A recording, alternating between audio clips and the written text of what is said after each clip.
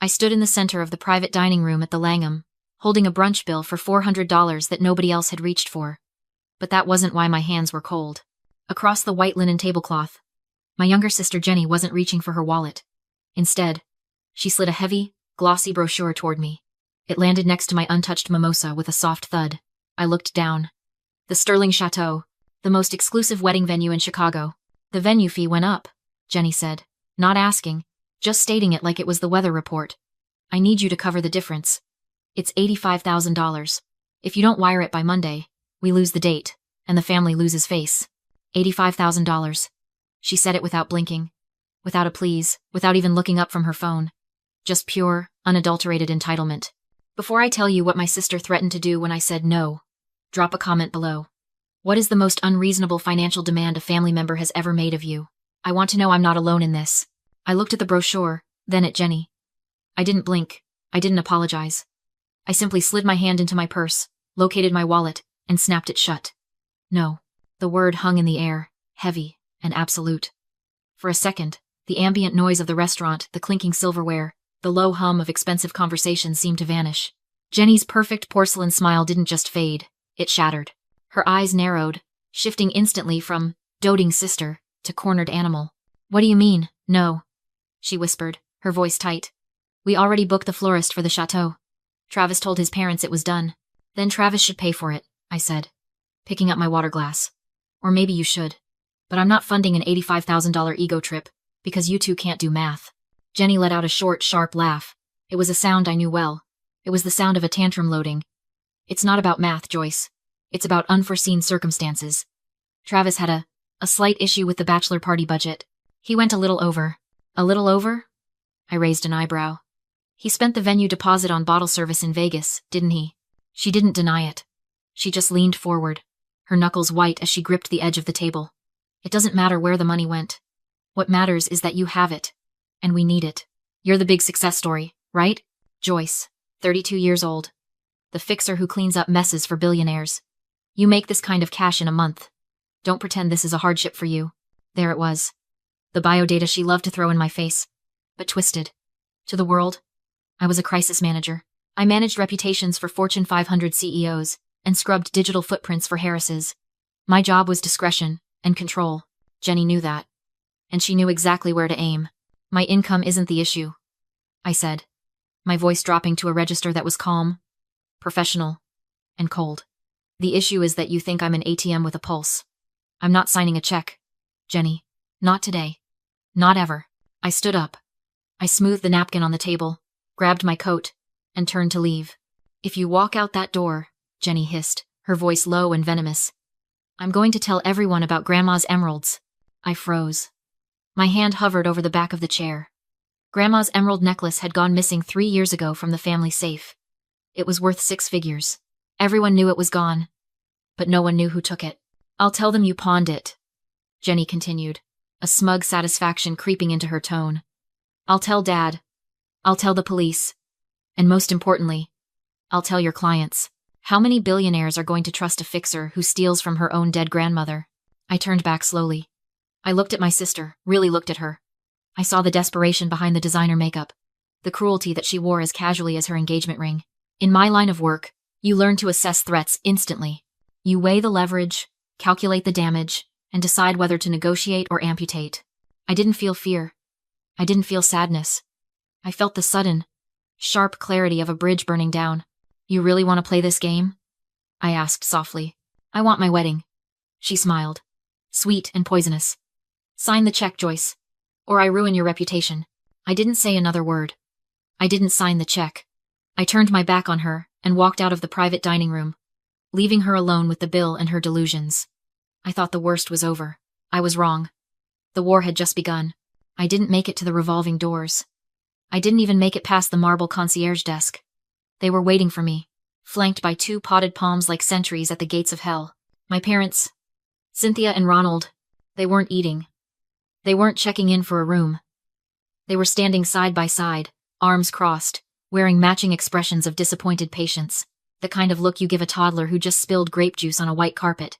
We saw you storm out, my mother said, stepping into my path. She reached out, not to hug me, but to pick a piece of lint off my coat. You're causing a scene, Joyce. Go back in there and fix it. I stopped, staring at them. The adrenaline from the restaurant was still humming in my veins, but now it was mixing with something colder. Fix it? She just tried to blackmail me. She threatened to destroy my career with a lie about Grandma's emeralds. I expected shock. I expected my father to march into that dining room and demand an explanation. Instead, Ronald just sighed, checking his watch. She's stressed, Joyce. It's a wedding. Tensions run high. You know how Jenny gets. She's demanding $85,000, I said, my voice rising just enough to make a passing bellhop look over. That's not stress. That's extortion. It's family, my mother corrected, her voice dropping to a harsh whisper. And frankly, I'm disappointed in you. You have the means. We all know how much you charge your clients. Why are you making this so difficult? And there it was. The dynamic that had defined my entire life, laid bare in the lobby of a 5-star hotel. Suddenly, I wasn't 32. I was 20. I was back in college, working 3 jobs: barista at dawn, library archivist at noon, tutor at night, just to pay for textbooks my scholarship didn't cover. I remembered the smell of stale coffee on my clothes and the ache in my feet. I remembered calling home, proud that I'd made the dean's list, only to be cut off because Jenny had passed her driver's test. They bought her a brand new convertible that week. I was eating instant noodles to save money for bus fare. And they handed her the keys to a $40,000 car because, as my mother put it, then, Jenny just isn't built for the bus. Honey, you're tough. You can handle it. I blinked, snapping back to the present. The lobby was cold, but my mother's logic was colder. You're doing it again, I said, looking from one parent to the other. You're punishing me for being competent. Stop being selfish, Cynthia said, and her eyes were hard, devoid of any maternal warmth. Your sister needs this to be happy. You don't need it. You're strong. You can make more money tomorrow. It's just paper to you. Don't punish her for being delicate. It's a trap, isn't it? The trap of normalized cruelty. They had spent decades convincing themselves that my resilience was an excuse for their neglect. They didn't see a daughter standing in front of them. They saw a resource, a safety net, a bank account that had the audacity to say, insufficient funds. I moved out when I was 18, I said, my voice steady. I haven't asked you for a dime in 14 years. I owe you nothing. We raised you, my father said, stepping closer, using his height to intimidate me. We put a roof over your head. We fed you. That is a debt you pay back when the family needs it. Right now, the family needs 85 grand. So you go back in there. You apologize to your sister. And you write the check. Or don't bother coming to Sunday dinner. I looked at them. Really looked at them. I saw the expensive suits, the jewelry, the entitlement etched into every line of their faces. They weren't struggling. They weren't in trouble. They just didn't want to pay for their golden child's happiness when they had a spare child to foot the bill. Don't worry, I said, stepping around them. I won't be coming to dinner. I walked out into the biting Chicago wind. I didn't look back. But as I hailed a cab, I realized my hands were shaking. Not because I was scared of them anymore, but because I finally understood that the only way to win this war was to stop trying to be their daughter. I had to become what they feared most. A stranger with a long memory. My apartment was quiet. Not the empty, lonely quiet my mother always assumed I lived in, but the deliberate, heavy silence of a vault. I locked the door behind me, threw my coat on the hook, and walked straight to the office at the back of the hallway. Logan was already there. He was sitting in the dark, the blue light of 3 monitors illuminating the sharp angles of his face. He didn't turn around when I entered. He didn't ask how brunch went. He just tapped a final key, spun his chair, and looked at me. They cornered you, he said. It wasn't a question. It's worse than that, I replied, leaning against the doorframe, fighting the urge to slide down it. Jenny wants 85 grand. When I said no, she threatened to go nuclear. She's going to tell my clients I stole Grandma's emeralds. Logan went still. In the 2 years we'd been secretly married, I'd learned to read his stillness. It wasn't hesitation. It was the safety on a weapon being clicked off. The emeralds, he repeated, his voice dangerously low. The ones that went missing 3 years ago because Jenny left the safe open after a party? The same, I said. But truth doesn't matter in my industry, Logan. Perception does. If she emails Marcus Sterling or the board at Horizon Tech and accuses me of grand larceny, I'm finished. I manage crees for billionaires. I can't be the crisis. Even a whisper of theft kills my security clearance. I walked over to the window, staring out at the Chicago skyline. The snow was starting to fall again, blurring the lights. I have to pay her, I whispered, the words tasting like ash. If I don't, she burns my career to the ground. It's the perfect leverage. It would be, Logan said, the sound of his chair scraping against the hardwood cutting through my panic. If she wasn't already drowning. I turned. What? Logan didn't answer with words. He gestured to the monitors. I walked around the desk and looked. I didn't see a resume. I didn't see a bio explaining that my husband used to hunt cyber terrorists for a living before he went private. I just saw the results. The screen was a waterfall of data. Social media, metadata, geotags, spending habits, and encrypted chat logs. It was a digital autopsy of my sister's life. I've been monitoring their digital exhaust since the engagement party, Logan said, his fingers flying across the keyboard. Call it paranoia. Call it husbandly instinct. But I flagged a spending anomaly on the venue deposit last week. She said Travis paid for it, I said. Travis is broke, Logan corrected. His credit score is lower than the temperature outside. He couldn't finance a pizza, let alone a castle. He hit enter, and a new window popped up. It was a timeline of transactions. Red flags everywhere. Jenny didn't pay the deposit with Travis's money, Joyce. And she didn't pay it with hers. Then whose money is it? Logan looked up at me, and for the first time, I saw something other than anger in his eyes. I saw protection. Fierce, terrifying protection. You need to sit down, he said softly. Because I ran a deep trace on the credit cards used to book the florist, the caterer, and the deposit for the Sterling Chateau. He pointed to a string of numbers at the top of the screen. Does this social security number look familiar? I leaned in. I squinted at the glowing text. And then the air left my lungs. It was mine. That's my social, I stammered. But I didn't open those accounts. I know, Logan said, pulling up a scanned lease agreement for a penthouse apartment in the Gold Coast. But according to Equifax, you did. And according to this lease, you are currently the guarantor for a $12,000 a month apartment that your sister is living in. My knees finally gave out. I sank into the chair beside him. This wasn't just extortion anymore. This wasn't just a toxic family dynamic. She stole my identity, I whispered. She didn't just steal it, Logan said, his eyes turning back to the screen, cold and calculating. She maxed it out, and we are going to bury her with it. I watched the living room wall turn stark white as the portable projector hummed to life. There was no loading screen, no buffering. Just the brutal, glowing reality of my financial autopsy projected 6 feet high. Look at the dates, Logan said, his voice devoid of emotion. He wasn't looking at the wall. He was watching my face. I stepped closer to the projection. It was my Experian credit report. But it looked like a crime scene. At the top, my credit score, usually a pristine 820, was bleeding out at 540. Below it was a list of inquiries and open accounts that made my stomach turn over. Chase Sapphire Reserve. Opened 4 months ago. Balance. $28,400. Logan read aloud, pointing a laser at the line item. Status. Past due. I don't have a Chase Sapphire, I whispered. You do now, he countered. And you also have an Amex Platinum. Opened 2 months ago. Balance. $42,000. And a Neiman Marcus store card, maxed out at 15 grand. I did the math in my head. The numbers blurring through the panic. That was nearly $90,000 of debt. Debt that was attached to my name. My social security number. My life. How? I asked, my voice cracking. How did she get past the verification? The 2-factor authentication?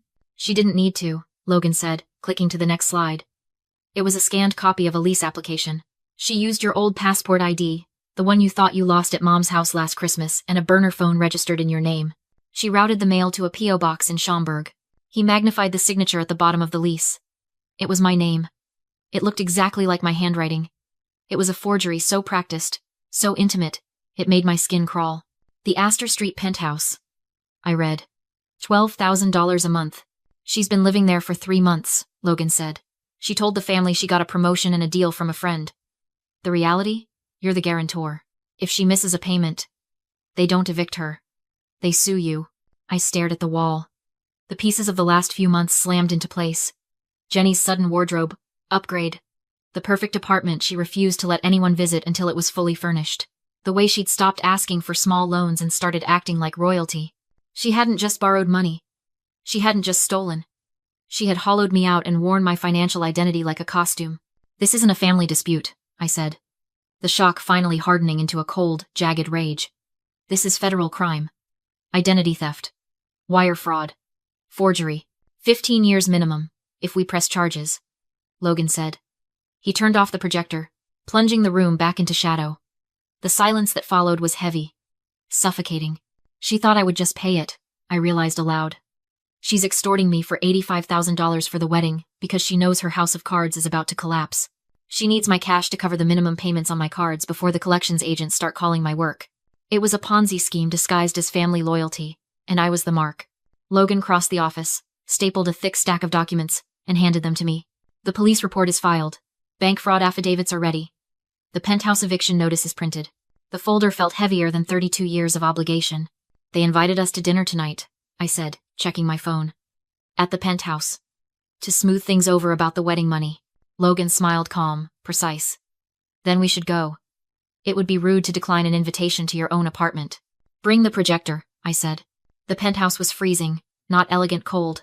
Jenny stood shivering in a designer dress, pretending otherwise. The heating's being upgraded, she said quickly. I know, I replied. Gas gets shut off after 60 days of non-payment. She ushered me inside. My parents and Travis sat stiffly on rented furniture, clutching cheap wine, visible breath hanging in the air. My father pointed to a lone chair facing them. Sit. Let's finish this. Jenny handed me a one-page loan agreement for $85,000. No interest, no terms, just a declaration of debt. If you don't sign, she said, tapping her phone. Your boss finds out you're a thief. Do your duty. My father added. I looked at them, coats on indoors, demanding money earned on my credit, and felt nothing but disgust. You're right, I said. Let's settle debts. The door slammed open. Logan entered, carrying a projector and the evidence folder. He set the projector on the table right over Jenny's contract and turned it on. My credit report filled the wall. Tens of thousands in fraudulent charges. That, I said, is my credit history. The one you created. The screen changed to the lease agreement for the penthouse signed in my name. You forged my identity. I continued. Credit lines. Lease. Lifestyle. Jenny screamed denial. Logan clicked again. An identity theft affidavit filed 3 hours earlier. This isn't family drama, I said. It's felony fraud. Accounts are frozen. Eviction is processing.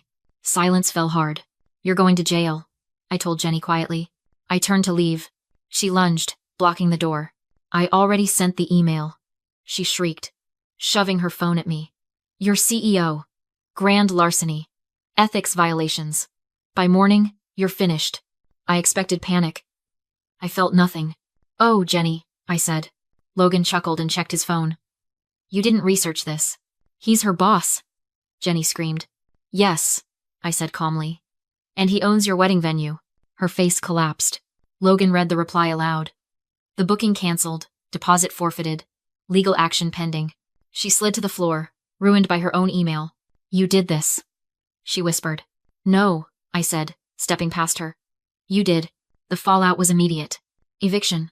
Lawsuit. Criminal charges. Travis left. Jenny ended up back in my parents' guest room. 2 weeks later, I sat in my real home, warmth steady, mortgage paid. A court order rested in my hands.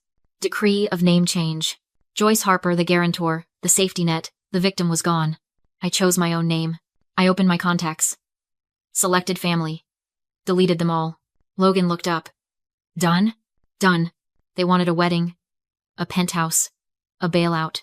They got exactly what they earned. Silence. Not loneliness. Victory.